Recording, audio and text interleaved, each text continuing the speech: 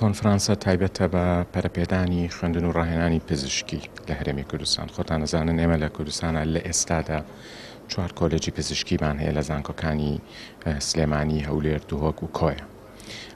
تەبعاً ئەم زانکۆیانە بەشێکی زۆری ناوەڕۆکی پرۆگرامی خوێندن و سیستەمەکەیان لەسەر سیستەمی کۆنی عێراقە. ئێمە ناتوانین هەر بەو سیستەمە کۆنە خوێندن و ڕاهێنانی پزیشکی لە وڵاتەکەمانە بەردەوام بکەین. پێویستمان بە گۆڕانکاریە، پێویستمان بە ئەپدەیتکردنی ناوەڕۆکی پرۆگرامەکانی خوێندنە، پێویستمان بۆیە پزیشکێک لە هەموو ڕێکەوە لە ڕووی زانستی و پراکتیکی و ئیتیکیەوە باشتر ئامادە بکەین بۆ بازاڕی کاری ناوخۆ و حتا بۆ بازاڕی کاری نێودەوڵەتیش.